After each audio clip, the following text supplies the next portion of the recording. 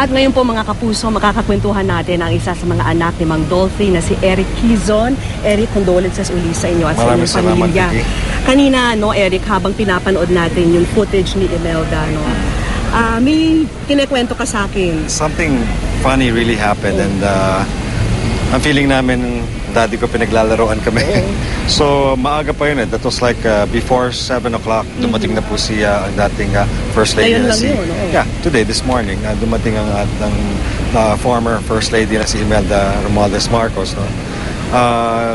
Kumbaga, nandun pa yung daddy ko sa loob. Nanggaling siya sa Pinoy Pidol Dolphy Theater.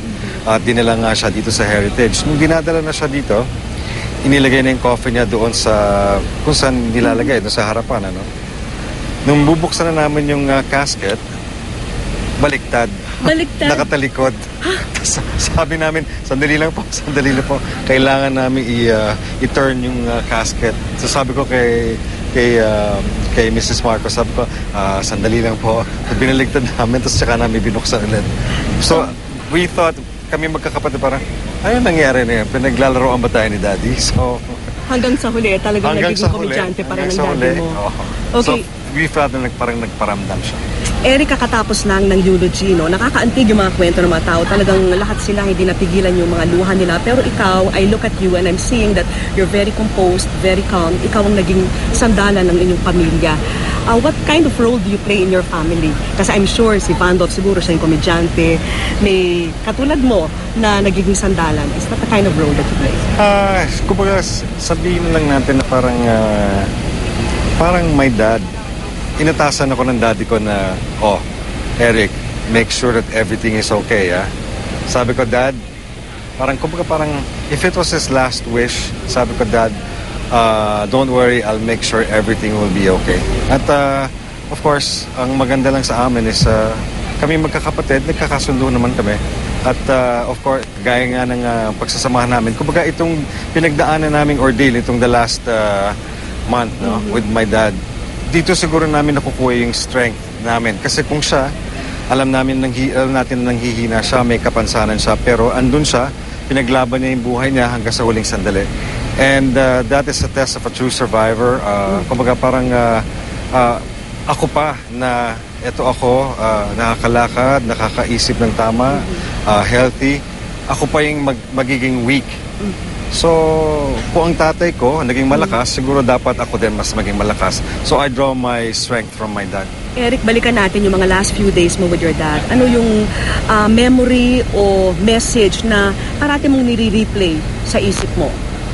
Ang parati pumapasok talaga sa isipan ko is this thing that he told me from way back. It's a phrase, there's nothing wrong when you humble yourself.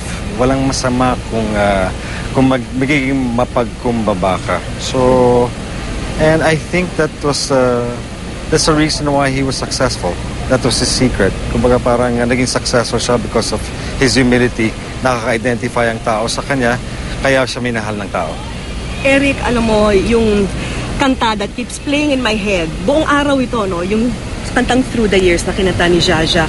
How did you feel watching someone who is not your mom singing something like that to your dad? No, Shasha and I have become very good friends. Kumbaga, kami ni Shasha parang, kumbaga meron kaming understanding na parang pagka may problema yan, ako kinakausap, nag-uusap kami, Eric, ganito, ganyan. Ako din naman, pag Shasha, hindi ba dapat ganito? Kumbaga, kaming dalawa ni Shasha yung parang tumatay yung parang taga-pangalaga. Parang ganon.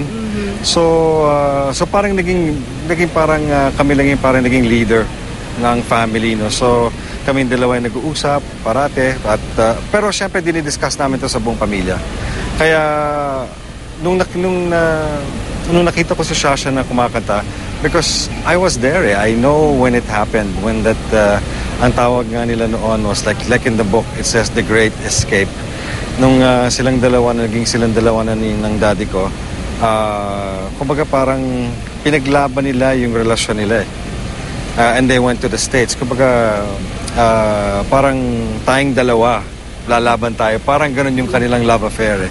And so when she sang that, I totally felt what she was trying to convey.